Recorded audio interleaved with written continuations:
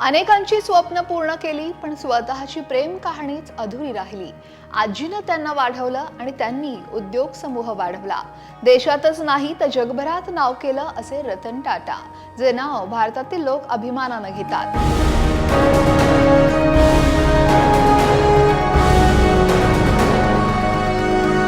सर्वसामान्यांच्या हृदयात घर करणारा एक व्यावसायिक एखाद्या काल्पनिक कथेपेक्षा कमी नाही. प्रेम असो, मैत्री किंवा मग नेतृत्व, टाटांसारखं होणं सोपं नाही. आणि त्यामुळेच टाटांना लोकांकडून मिळालेलं प्रेम इतर कोणत्याही उद्योगपतीला कधी मिळेल याची कल्पना करणं देखील कठीण आहे. पण रतन टाटांमध्ये असं काय होतं की मोठे उद्योगपती असूनही त्यांनी स्वतःला एक अशी व्यक्ती बनवलं जिच्याशी लोक जोडू शकतात आणि प्रेरणा म्हणून पाहू शकतात. कशी घेतली टाटांनी उद्योग जगतात भरारी, मिठापासून सोन्यापर्यंत आणि गाड्यांपासून अंतराळ यानासाठी भाग बनवण्यापर्यंत ते अनेक मोठ्या कंपन्या ताब्यात घेणारे टाटा कसे होते? प्रेमात पडलेल्या टाटांची लव्ह स्टोरी अधुरी का राहिली? रतन टाटा अविवाहित का राहिले? कसा होता टाटांचा हा जीवन प्रवास? जाणून घेऊयात. नमस्कार, मी अक्षरा चोरमारे आणि आपण पाहताय लोकमत. साधी राहणी आणि उच्च विचारसरणीचं तत्व जगणाऱ्या रतन टाटा यांनी आयुष्यभर समाजसेवेला व्यवसायाच्या वरचढ ठेवलं. याच रतन टाटा यांनी मुंबईतील ब्रीच कँडी रुग्णालयात अखेरचा श्वास घेतला. ते 86 वर्षांचे होते. रतन टाटा यांचा जन्म 28 डिसेंबर 1937 चा. टाटांचे वडील नवल टाटा हे टाटा घराण्यात दत्तक आलेले. जमशेदजी टाटांनी त्यांना दत्तक घेतलेलं. याच नवल टाटा यांचे रतन टाटा हे पुत्र. नवल टाटा यांचे वडील होर्मुसजी टाटा हे रतन टाटा यांचे खरे आजोबा. ते टाटा कुटुंबियांचे नातेवाईकच होते. 1948 मध्ये जेव्हा रतन टाटा 10 वर्षांचे होते तेव्हा त्यांच्या आई वडिलांनी घटस्फोट घेतला आणि त्यामुळेच रतन टाटा यांचं संगोपन त्यांची आजी नवाजबाई टाटा यांनी केलं. रतन टाटा यांनी मुंबईतील कॅम्पियन स्कूल, त्यानंतर कॅथेड्रल आणि जॉन कॅनन स्कूल आणि शिमला इथल्या बिशप कॉटन स्कूल इथं शिक्षण घेतलं आणि पुढच्या शिक्षणासाठी ते हार्वर्डला गेले. त्यांनी Cornell university college of architecture मध्येही शिक्षण घेतलं आणि स्ट्रक्चरल इंजिनिअरिंगची पदवी मिळवली. खरं तर अतिशय विनम्र व्यक्तिमत्व असलेले रतन टाटा यांना एकेकाळी आर्किटेक्ट व्हायचं होतं, पण नशिबानं काही वेगळंच ठरवलेलं. त्यांचे वडील नवल टाटा यांना देखील त्यांच्या मुलानं मोठा इंजिनियर व्हावं अशीच इच्छा होती, पण तसंही होऊ शकलं नाही आणि ते जगातील प्रसिद्ध उद्योगपती झाले. त्यांच्या कार्यकाळात त्यांनी टाटा समूहाला नवीन उंचीवर नेलं आणि उदारीकरणाच्या काळात समूहाला त्यानुसार अनुकूल केलं. रतन टाटा यांचं पहिलं काम टाटा स्टीलच्या कार्यशाळेच्या कामकाजावर देखरेख करण्याचं होतं आणि त्यानंतर आता 3800 कोटी रुपयांच्या निव्वळ संपत्तीसह रतन टाटा यांनी टाटा समूहाला अनेक दशकांपर्यंत विकासाकडे नेलं. मार्च 1991 ते 28 डिसेंबर 2012 पर्यंत रतन टाटा हे टाटा समूहाचे अध्यक्ष होते. त्यानंतर 2016-17 या काळात पुन्हा एकदा त्यांनी या गटाची धुरा सांभाळली. आयुष्यातील तब्बल 6 दशकं ते टाटा कंपनीशी निगडीत राहिले. जगातील सर्वोत्तम कंपन्यांपैकी एक असलेल्या टाटा कंपनीचे ते जवळपास 21 वर्ष अध्यक्ष होते. या 21 वर्षांच्या कालावधीत टाटा समूहाचा महसूल 40 पटीनं आणि नफा 50 पटीनं वाढवला. रसायनं, पोलाद, वाहन निर्मिती, माहिती तंत्रज्ञान, दूरसंपर्क, ऊर्जा, चहा आणि बऱ्याच क्षेत्रात टाटा समूहाच्या कंपन्या आघाडीवर आहेत. 80 पेक्षा अधिक देशात टाटा समूहाचं कामकाज विस्तारलंय. रतन टाटा यांनी त्यांच्या नेतृत्वाखाली टाटा समूहाला नवी ओळख दिली. ते टाटा समूहाच्या ट्रस्टचे देखील प्रमुख होते. त्यांनी टेटली, जॅग्वार, लँड रोवर आणि कोरस यासह अनेक मोठ्या परदेशी कंपन्या देखील ताब्यात घेतल्या.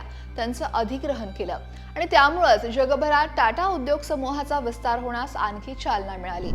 रतन टाटा यांच्या नेतृत्वाखालील औद्योगिक समूहात जवळपास 100 कंपन्या आहेत. या कंपन्या केवळ भारतातच नाही तर जगभर पसरल्यात.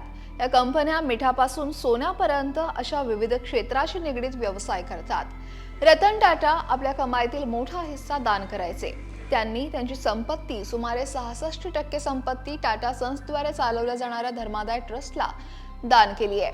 रतन टाटा हे व्यवसायासोबतच समाजसेवेचंही एक उत्तम उदाहरण होते.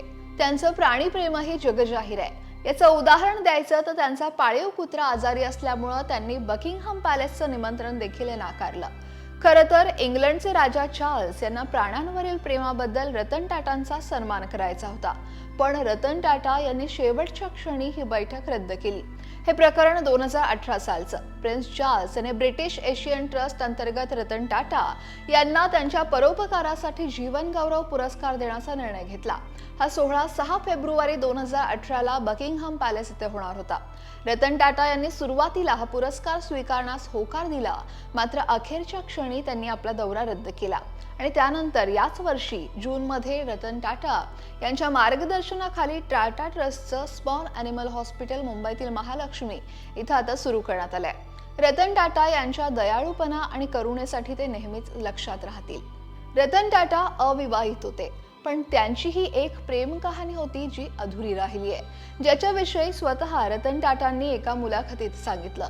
मीही इतरांप्रमाणे प्रेमात पडलो होतो, मात्र हे प्रेम पूर्ण झालं नाही. रतन टाटा यांनी ह्युमन्स ऑफ बॉम्बेला दिलेल्या मुलाखतीत सांगितलं होतं की ते लॉस एंजेलिसमध्ये एका मुलीच्या प्रेमात पडले होते, पण काही कौटुंबिक कारणांमुळे रतन टाटा यांना भारतात परतावं लागलं.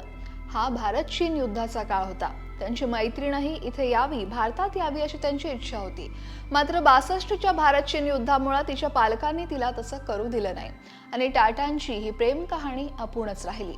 शेवटी त्यांच्या प्रेयसीनं अमेरिकेतच दुसऱ्याशी लग्न केलं. खरं तर हा संपूर्ण भाग रतन टाटांसाठी हृदयद्रावक होता. अशा परिस्थितीत लोक बिथरतात, तुटतात, जणू त्यांनी त्यांच्या जीवनाचा उद्देशच गमावलाय. पण टाटांनी ना स्वतःला तुटू दिलं, ना कोणत्याही प्रकारची कटुता किंवा द्वेष मनात निर्माण होऊ दिला. किंबहुना त्यांच्या व्यक्तिमत्वात सौम्यता नेहमीच दिसून येते. रतन टाटा यांना अनेक वेळा लग्नाचे प्रस्ताव आले होते, पण कामात व्यस्त असल्यानं ते लग्न करू शकले नाहीत. याबद्दल सांगताना टाटा म्हणाले होते की त्यावेळी मी एकतर बॉम्बे हाऊसमध्ये राहत होतो किंवा कामासाठी प्रवास करत होतो. माझ्या जीवनशैलीमुळे कुणाला स्वतःला बदलू लागू नये असं मला वाटायचं आणि त्यामुळेही मी लग्न केलं नसल्याचं त्यांनी सांगितलेलं. शिवाय मी 4 वेळा लग्न करण्याबद्दल गंभीर देखील झालो होतो आणि प्रत्येक वेळी कोणत्या ना कोणत्या कारणानं मागे हटलो. दूरचा विचार करता मी अविवाहित राहिलो हे एक प्रकारे योग्यच झालं, कारण जर मी लग्न केलं असतं तर परिस्थिती खूपच गुंतागुंतीची झाली असती, असं रतन टाटा म्हणाले. त्यांचं फ्रेंड सर्कल जगातील सर्वात शक्तिशाली व्यक्तींनी भरलेलं होतं, पण सत्तेवर आणि पैशावर मैत्री मोजता येत नाही असंच उदाहरण टाटांच्या मैत्रीबद्दल पाहायला मिळतं. काही वर्षांआधी रतन टाटा आणि सोबत एका तरुण मुलाचा फोटो व्हिडिओ व्हायरल होत होता आणि हा टाटांसोबत वावरणारा मुलगा कोण अशी चर्चा रंगू लागली. तो होता शंतनू नायडू. शांतनूनं रात्रीच्या वेळी भटक्या श्वारांचं कारच्या धडकेपासून संरक्षण करण्यासाठी रिफ्लेक्टिव्ह कॉलर विकसित केलेला. कुत्र्यांच्या संरक्षणासाठी घेतलेल्या त्याने या पुढाकारानं प्रभावित होत रतन टाटा यांनी त्याच्याबरोबर काम करण्यासाठी त्यांना आमंत्रित केलं. 2022 मध्ये शंतनू नायडू हा तरुण मुलगा टाटा कंपनीत रुजू झाला. असं म्हटलं जातं की या दोघांचं बॉन्डिंग इतकं चांगलं होतं की टाटा हे त्याच्या अर्ध्याहून कमी वयाच्या शंतनू सोबत आपल्या गोष्टी उघडपणे शेअर करायचे. रतन टाटा यांच्या नेतृत्वाखालील औद्योगिक समूहात जवळपास 100 कंपन्या आहेत. या कंपन्या केवळ भारतातच नाही तर जगभर पसरल्यात. या कंपन्या मिठापासून सोन्यापर्यंत अशा विविध क्षेत्राशी निगडीत व्यवसाय करतात. टाटा संबंधित Tata motors, Tata steel, Tata power, Tata consultancy service, Tata teleservice, Tata technologies, Tata Elxsi, Tata gold, एम्स trade fund, Tata chemical, Tata consumer product share बाजारात असून म्युच्युअल फंड देखील अनेक आहेत. टाटाचं उत्पादन म्हटलं की उत्पादनाची गॅरंटी हे समीकरण आहे. उत्पादनाच्या दर्जाबाबत त्यांनी कधीही तडजोड केली नाही. वयाच्या 75व्या वर्षी रतन टाटा यांनी 28 डिसेंबर 2012ला टाटा समूहातील कार्यकारी अधिकार सोडले. सायरस मिस्त्री यांना हटवल्यानंतर नटराजन चंद्रशेखरन यांची टाटा सन्सच्या अध्यक्षपदी नियुक्ती करण्यात आली. अर्थातच रतन टाटा हे इतर उद्योगपतींप्रमाणेच प्रत्येक पाऊल गुणाकार करून टाकत असणार यात शंका नाही. निर्णय घेताना त्यांनी आपलं मन बाजूला ठेवलं. जेव्हा कोणी एवढा मोठा उद्योग साम्राज्य चालवत असेल तेव्हा त्याला तसं करणं आवश्यक असतं. मात्र नफा मिळवण्यासाठी टाटांनी कधीच आपली सचोटी विकली नाही आणि त्यामुळे जेव्हा जेव्हा टाटा हे नाव कोणत्याही गोष्टीशी जोडलं जातं तेव्हा लोक आपोआपच त्यावर विश्वास ठेवू लागतात. आजच्या काळात इतर कोणत्याही दिग्गजांना उद्योगपतींनी असं वाटेल असं कल्पना करणं देखील कठीण आहे. सध्या लोकांना स्वार्थ महत्वाचा आहे आणि म्हणूनच लोकांनी टाटांना स्वतःसाठी आदर्श मानलं आणि यापुढेही मानतील यात शंका नाही. रतन टाटा हे कोट्यावधींच्या संपत्तीचे मालक होते, पण ज्या साधेपणानं, विनयशीलतेनं आणि हसतमुखानं ते नेहमी सर्वांसमोर दिसायचे, त्यातून आपल्याला शिकायला मिळतं की माणूस संपत्ती असूनही मातीशी, जमिनीशी कसा जोडला जाऊ शकतो. रतन टाटा यांचा असा कोणताही व्हिडिओ किंवा फोटो हा क्वचितच कोणाला सापडेल ज्यामध्ये ते मुद्दामहून इतरांसमोर आपली संपत्ती मांडताना दिसतायत. रतन टाटा यांचा समाज सुधारणावर विश्वास होता. लोकांसाठी काहीतरी करण्याची त्यांची मनापासूनची इच्छा होती. एका अहवालानुसार त्यांनी शिक्षण, आरोग्य, ग्रामीण विकास, समाजसेवा इत्यादींसाठी एकूण 9,000 कोटी रुपयांची देणगी दिली होती. इतकंच नाही तर टाटांनी देशातील जनतेसाठी नॅनोही आणली. ते 1,00,000 रुपयांपेक्षा थोडं अधिक मोटारीचे मालक होऊ शकतात याची कल्पनाही कोणी केली नव्हती. त्यांना आपल्या भारतीयांना परवडणारी कार द्यायची होती. रतन टाटा यांना 2000 मध्ये भारत सरकारनं पद्मभूषण देऊन सन्मानित केलं.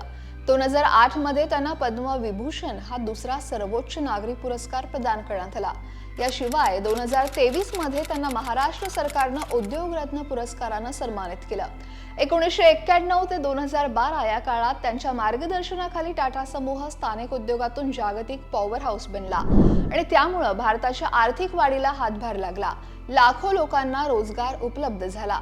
व्यवसायापलीकडे परोपकार, शिक्षण आणि नैतिक प्रशासनासाठी टाटांच्या वचनबद्धतेमुळे त्यांना भारतात एक आदरणीय व्यक्ती बनवलंय आणि हीच व्यक्ती आज आपल्यातून निघून गेली आहे. पण त्यांचे विचार, त्यांचे आदर्श हे आपल्यासाठी नक्कीच मार्गदर्शन ठरतील. तुम्हाला रतन टाटांविषयी काय वाटतं? त्यांची कोणती गोष्ट तुम्हाला जास्त लक्षात राहते? कमेंट नक्की करा आणि लोकमत सबस्क्राईब करायला विसरू नका.